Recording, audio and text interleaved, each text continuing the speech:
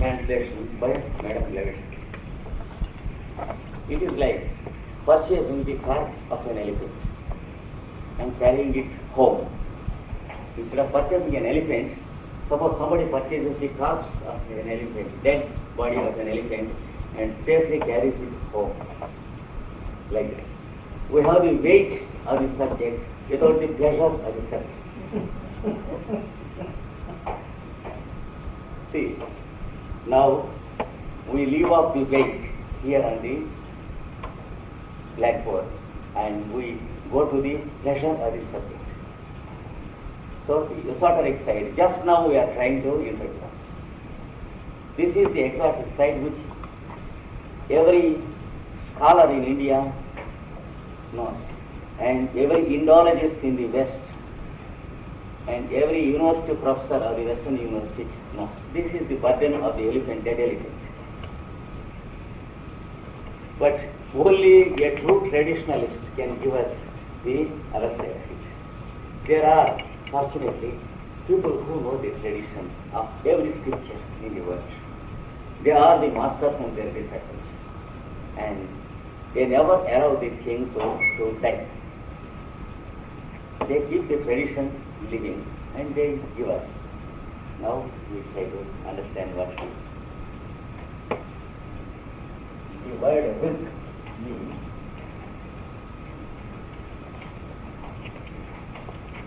what is called walk in Sanskrit. It is the definition. That is,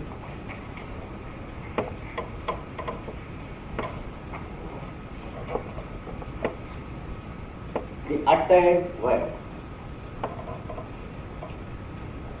That is the definition given. We have to link up these definitions. Here it is said we have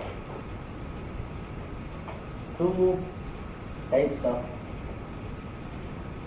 the same sound in the scriptures. One is just as we have the capital R and the normal R, we have the same sound uttered here. For example, if we say red or ram or rama, we utter with the tip of the tongue. It is R2. But there is another, the original. It is uttered here in the vocal cords. There is the trill in the vocal cords, the original trill, without which we don't have the voice. You can't hear the respiration without that trill. It is what we call voice, and that is what is meant by Rigveda. See, whenever the true student of Veda says Rigveda, that means the voice uttered and heard, and the trill that is produced in the vocal cords. Am I clear?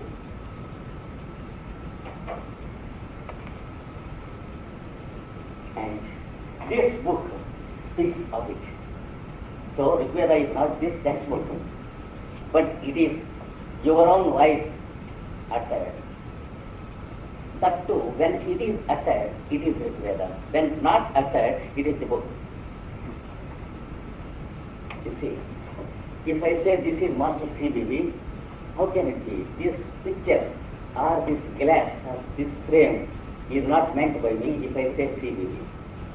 Similarly, the book Rigveda is not meant if they say Rigveda. It is the voice of the reader that is intended.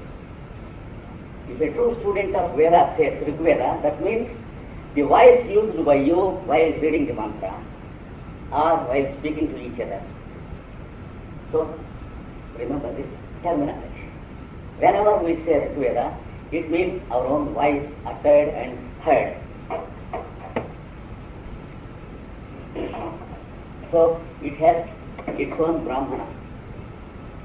That is how to utter, how to listen, how to link up. That's it. And its own Aranyaka, discourses in the past, and its own Upanishad, approach to the light. How to utter, how to listen, and how to make an approach to the light of oneself. Am I clear? So we have to go slow here because this is something different from what we understood as Veda. With me? No. Yes. When you are speaking,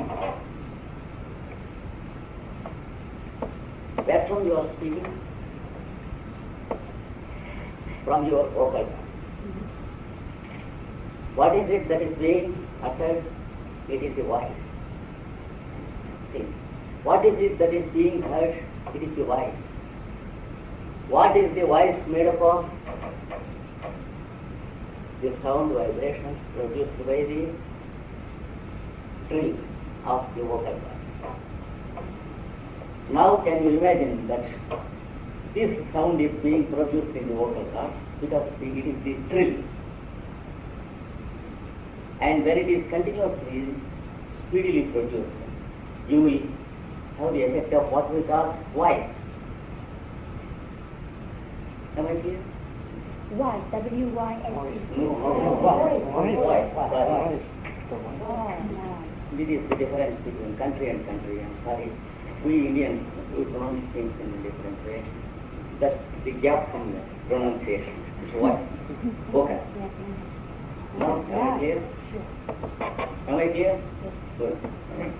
So, whenever the real student says Rigveda, that means the voice, produced and listened.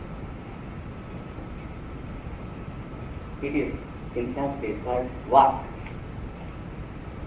And now, then after knowing this, he gives us a good story after story, and story within story of how the origin of the voice takes place, how the impulse takes place, how you begin to feel I should speak, and how you make an attempt, and where from the attempt comes, and how the attempt is rewarded, and what are the steps of the attempt before it comes out as voice. So you will find many, many stories there. Now, the second one.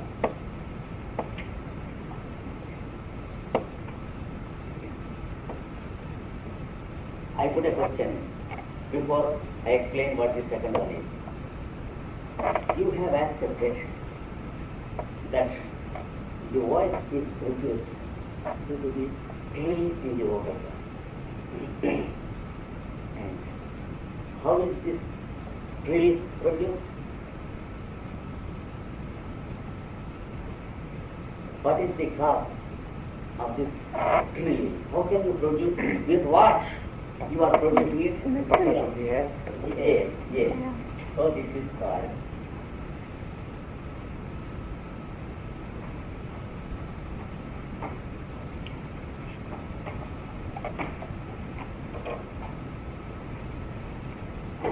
respiration.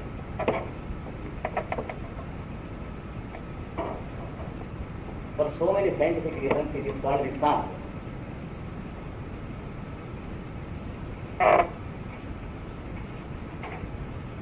Because it has its own rhythm,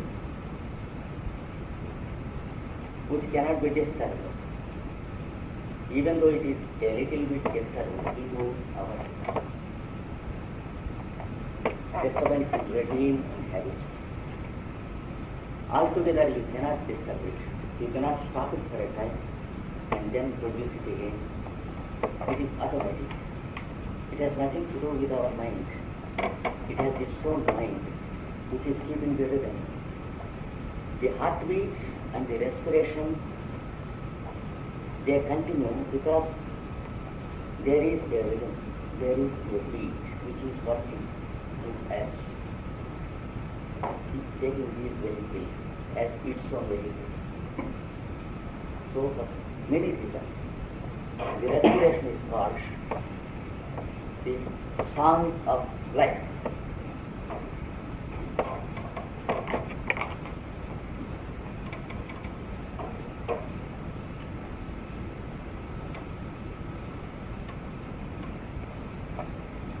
I think some of you know what is periodicity. What is alternation? What is chain action? What is causal relation? Because many of you have studied the books of the Tibetan.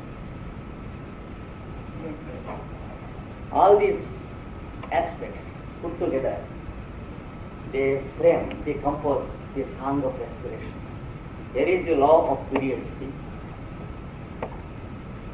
which causes your respiration function.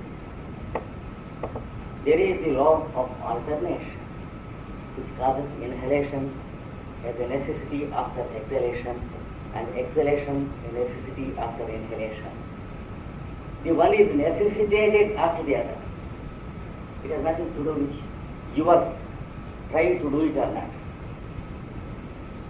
So, last year I remarked once or twice that it's not true that we are breathing, but breathing is taking place.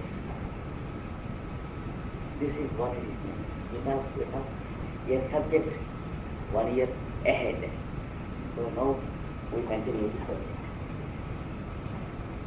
We think we are breathing, but in fact, breathing is taking place in us, we are not breathing. I also told you, if for any reason the Creator makes a practical joke of us to ask us to breathe for ourselves for one day, then what happens?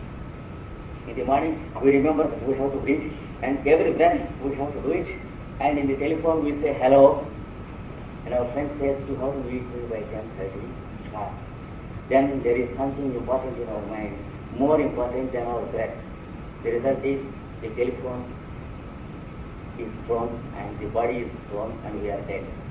Because we forgot to breathe in the meanwhile. We have something more important. This also I explained last year. So the fact is, breathing is existing in us and we are existing with it. So breathing is not a part of ourselves, but breathing is ourselves, and the rest is only the luggage of bones, flesh, etc. You see, of course these are only examples to say, so why they call it a song.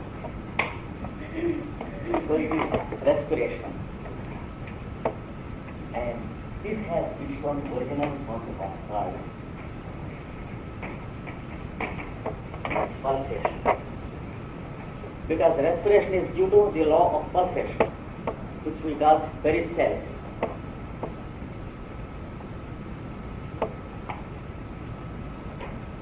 That becomes possible because space has the property of pulsation to eternity. Space pulsates. You know the sentence of Pythagoras, the proposition made by Pythagoras. He says, space pulsates. And Madame Mercier explains this by saying that the one consciousness exists through all eternity as the Vedic function. And it is active and passive in alternations. You see, if you take a unit space, the consciousness in that space is active for some time and passive for some time. When it is active, you will find the galaxies and solar systems coming out. When it is passive, you will find they are gradually being absorbed into space. So, there is one exhalation and one inhalation as an alternation in the unit space. This takes place through a duration of eons of time, millions and millions of years. One respiration in one unit space. This is what the scriptures call the divine breath. So, they say that the Lord in space breathes out the words once and breathes in the words. So, from subjectivity, he breathes out the words into objectivity. And from objectivity, he breathes in the words into subjectivity. That is what the scriptures say, all scriptures. It is called the divine breath, the exhalation and the inhalation. According to that law of pulsation, every one of us breathes. Because we are parts of it, we are subordinate to that law. We cannot but breathe as long as this vehicle is intended to live. So for such reasons, it is called a song. And something about this song is given in that book called Samaveda. And this text is not the original Samaveda, but your respiration is the original book called Samaveda, about which this book explains. Am I clear? And here, this book has its own Brahma. The book explains its own Aramika, its own Upanishad.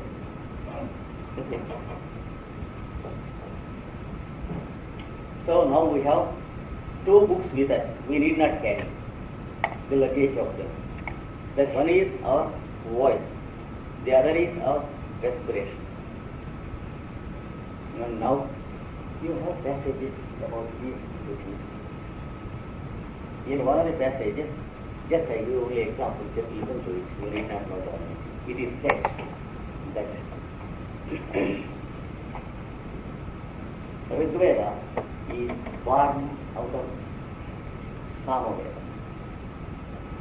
That means your voice is born out of your respiration. You see, that means Rigveda or your voice is produced, is born out of Samaveda. And again it is said that Samaveda is born out of Rigveda. That means with your voice you know how to produce music. From music or song, the word has come. From word you will produce music. You see, you use your voice and you will train your voice to produce musical sounds and songs and compositions. So they say, Rigveda is produced out of Samaveda. Samaveda is produced out of Rigveda. For historians, they say, we have some contradictory terms. According to some passages, they say, this is older, the text, because this is born out of it. But according to some other text, this Veda is older than this. So it is all inconsistent. That is what the Indologists and the university professors say. They don't know about which they are speaking. They think these two volumes, and they say in some of the sentences, this book is considered to be older. But in some other passages, this book is considered to be older. It is foolish, they say. See, that is how you find in the books and the scholars about this volume. Some people think that this volume is the oldest. Some people think this volume is the oldest. They have their own sentence as authority. They have their own sentence as authority. So, the blind man and the elephant.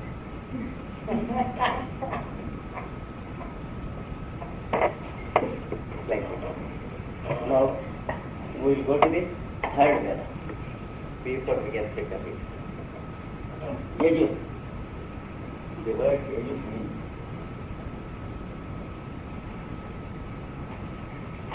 land. One. That is what it is. What is the ritual? Generally, it is understood as a mystery or a mystery play with masked heads and arms. We have the Greek mysteries, the Egyptian mysteries, etc. That is, people use masks to represent certain angels or devils. And they recite dramatic speeches and soliloquies and they enact. That is ritual. You see. Rudolph is asked to sit in the east, and he is called the master of the east. The Krishnacharya is expected to sit in the west. He is called the master of the west. So, in the south, at the gate, the inner guard and the outer guard are the parallel. They stand with swords drawn like that and have follow a procedure. You know what ritual is. A procedure. What for? It is a procedure which is arranged in accordance with the plan of the creation. It may be a solar year, a solar day, or something in the year or seasons of the day. When you sit in the east and call yourself the rising sun, when I sit in the west and call myself the setting sun, when you sit in the south and call yourself the sun in the meridian, then it is called a ritual because it is the part of the day's activity imitated or enacted. Am I clear? But for the rituals, what we do is not the original ritual, but what happens there is the original ritual. The sun in the east is the original grandmaster of the ritual, not the fellow in the ritualistic hall. Because whether the fellow conducts his ritual in the ritualistic hall or not, the sun rises. So, the original ritual in its true sense is what we call the sunrise and the sunset, etc. So let it be Egyptian ritual or Chaldean ritual or Indian ritual or Vedic ritual. What we do is only a mockery or a play which works as a sacrament to widen our comprehension. But in its true sense, ritual means that which is going on in nature and creation, the plan, the work. You see.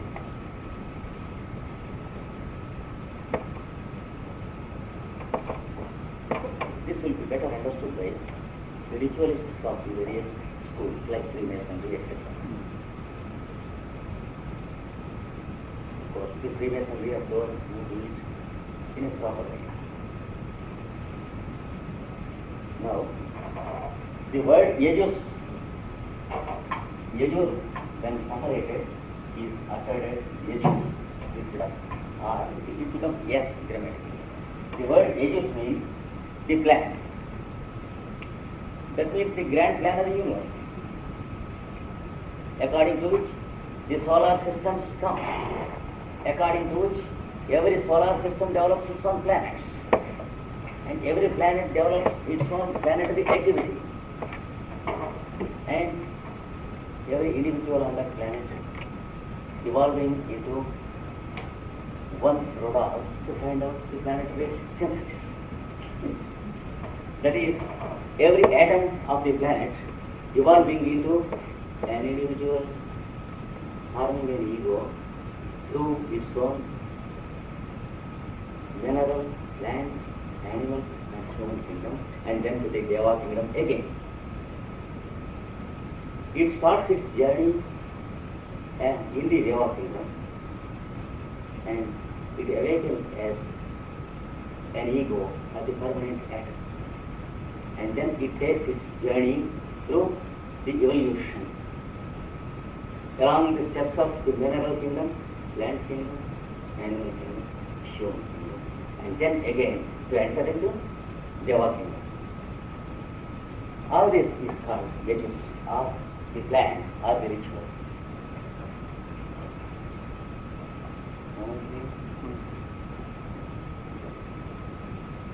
So there is a plan, you see, the activity of the day and the night, the sunrise and the sunset. There is a plan. We can't call it haphazard. We can't call it accident or incidental. When there is a perfect order, how can the atomic number of a particular atom be accidental when the atomic number is constant?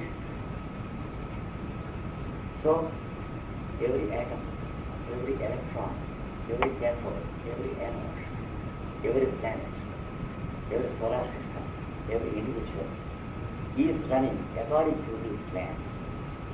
We are also living according to a plan, but we are not living according to our own plan because we are disappointed many times. Though we plan for many things, we weep because we are disappointed. That's because we plan when there is a plan. When we are taking a journey in a boat or a ship or a liner, when the ship is traveling from west to east, what's the use of our running from east to west in the ship? So foolishly we plan many things. And as long as our plan is foolish, we have only disappointments and sorrows. And we weep against ourselves. We complain against fate, against planets, against karma, against God, against enemies, against everyone, including ourselves. See, we forget that we are traveling in a ship. The earth itself is a big ship floating in the space around the sun. But blindly we believe that we are safe and secure, settled and stable on this earth. A false sense of security protects us and keeps us valorous on this earth. Without this false sense of security, we have to live as timid fellows before we are initiated into the real wisdom. Everyone has to weep daily and every minute before one gets wisdom, unless one is protected by the foolish sense of false security on this earth. We are safe because we are luckily foolish to believe that we are stable on this earth. Whereas the earth itself is not stable, it is rolling. See, if we know it from the beginning, we are haunted by a sense of insecurity, unless we are endowed with the real wisdom. So in between there is a gap, and we are to be protected by nature when we are passing through the gap. So nature has given us sufficient amount of foolishness in the name of sense of false security. So we eat, we dance, and we live. So when we begin to know this plan, gradually we get enlightened, and we are out of false security. Because after a certain degree, we can live with the true knowledge of what there is. Even though we know that the earth is rolling, we can live. Even though we know that we have to die someday, we can live peacefully. We need not live death condition.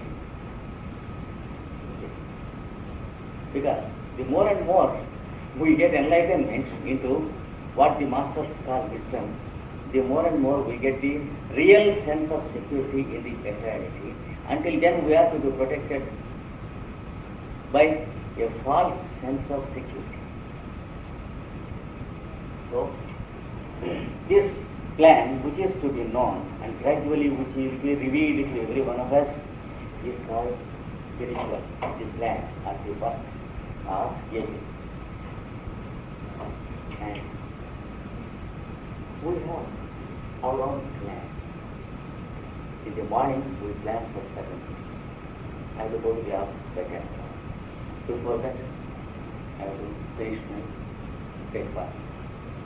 Before that, I have to get ready, make clothes, everything. Like that, we have our own procedure. That amount of planning. What is it that makes you plan? It is what we have mind. So, Yajurveda means the mind. It's not the volume. This volume speaks you everything about what you got. So we have 3 volumes in us. One is the word, the other is the respiration, the other is the mind. These 3 are called the 3 books of wisdom that are not written by man.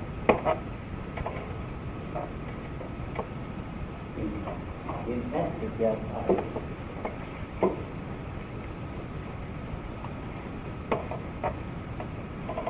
Apurusheya books. That is Apurusheya.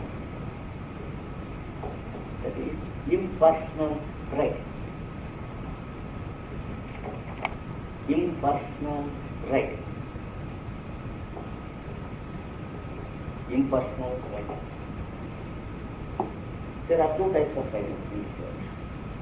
If I write a beautiful novel and say, Tom is the husband of Dick and the father of Harry, it is my creation. It may not be there in the world. But if I write the word that 2 into 2 is 4, it's not my writing. So I may write it, you may write it. We are just copying it. It is written before we write. That is called impersonal writing. Whereas our poetry, our novels and fiction, all this is called personal writing. So these very books, these 3 are called Apaurusheyas, impersonal writing. That is, books not written by the human beings. That is how they are defined. So, the Vak, the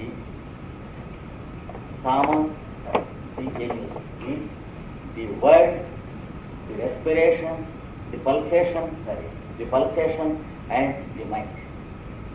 These are the 3 original volumes that are there with you. See.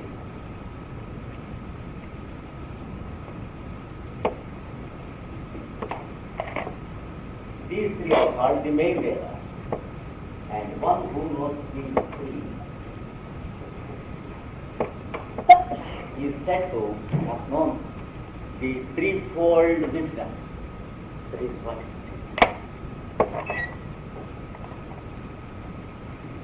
It is what one master says, Renosopia. Threefold wisdom. In Sanskrit, this is called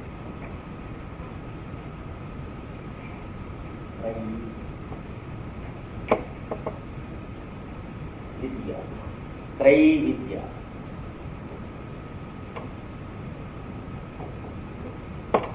The word Vidya means threefold wisdom, which means Vedic wisdom.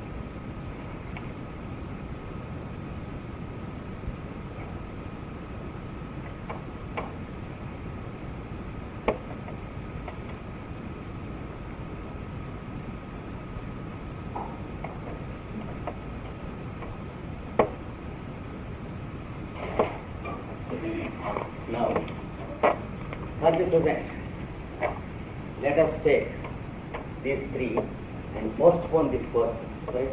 Take a day for second. Keep it like that. Now, everyone has his Brahma, his Aranyaka, his Vipasana.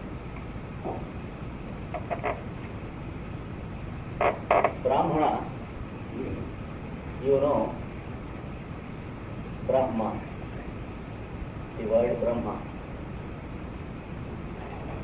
The word Brahma means the self-expanding existence of the universe. Brahma means self-expanding. In Sanskrit, Brahma means Brahma, self-Brahma. that is self-expanding.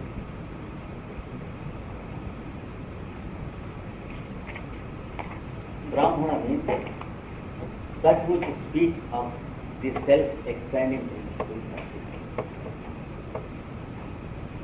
So each of these explains the import of these original mantras. And then Aranyaka. Aranya means forest. Aranyaka means discourses in the past cycle. But when you go and directly open the book and understand it, it's not like that.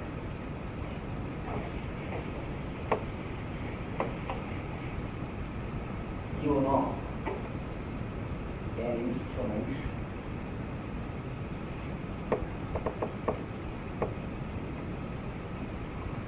made up of wood and demonstrated to the students of the Vedic scriptures in the ancient days. It contains one wooden piece and another wooden piece churned with the help of a string, and you will see sparks of fire are produced, and cotton with oil is introduced to catch the fire and kindle the ritualistic fire. This instrument is called Aranya.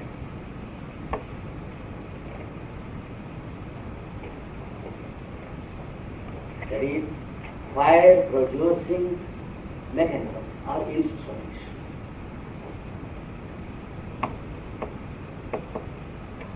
Fire producing instrument.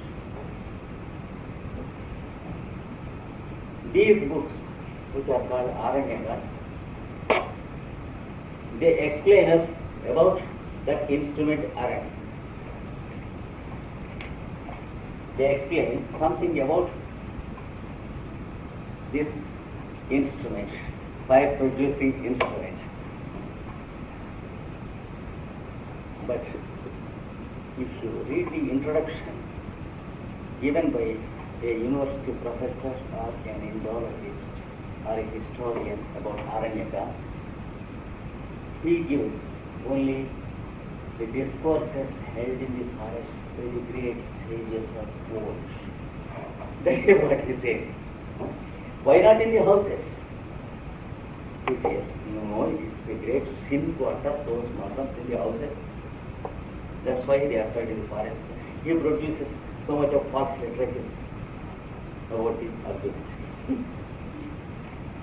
You will find only the meaning as discourses in the forest by almost all the professors except a few like Sri Aurobindo, etc.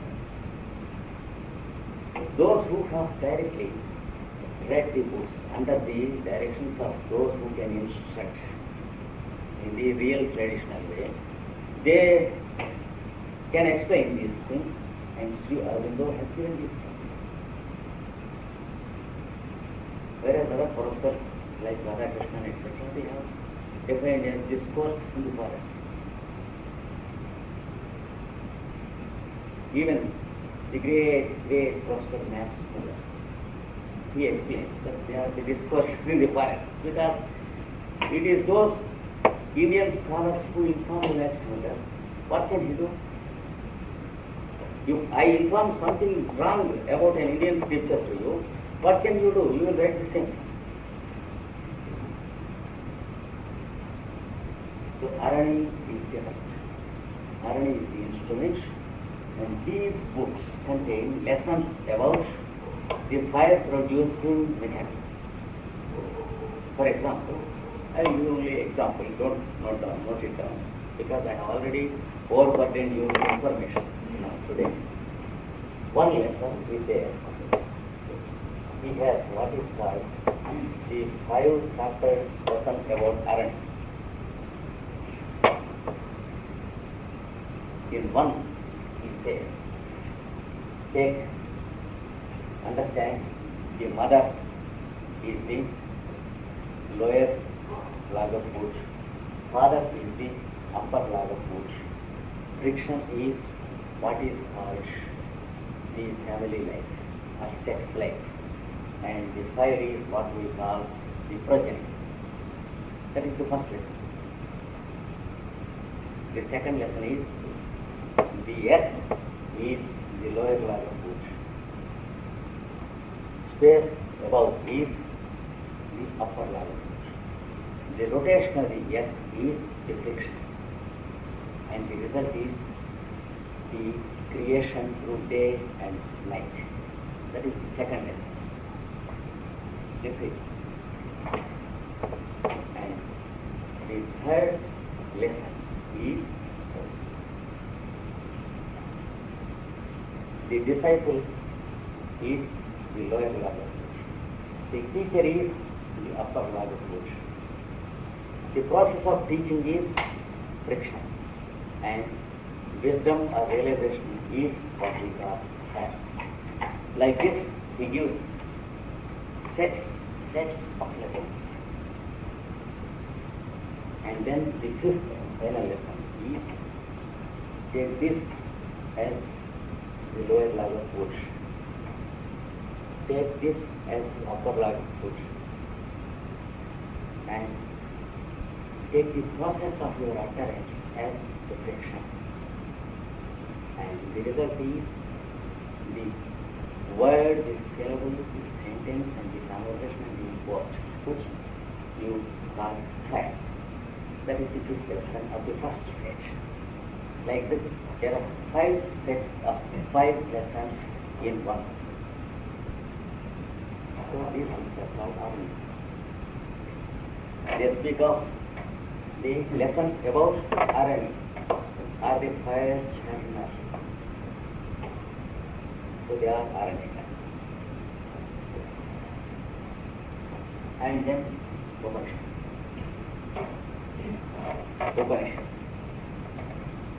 Upa means near. Shat means to sit, to approach and to sit down near. You are asked to come nearer and nearer. Whom? The I am realizing you. So here, these books explain is how you have to make an approach and sit nearest possible to the I am in yourself.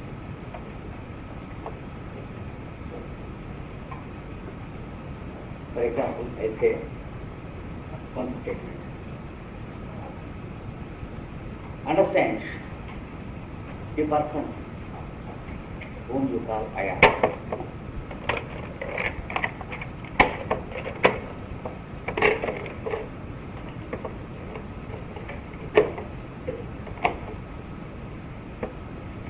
Understand the one person whom you call I am.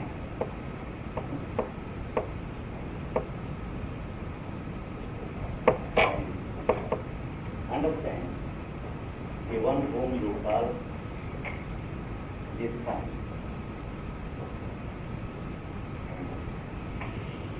Understand the real I am is the center, is to form the two legs of a compass. That is one sentence in the Upanishad. If you say I am in you, it is one leg. If you say he is, it is another leg. These two legs, when produce, they meet at the real I am. Like this, you have sentences explained about these in the Upanishads. So, they will make you approach the I am in you. Sayaschayam Purusha, yaschasa vaditye sa ekaha. This is it.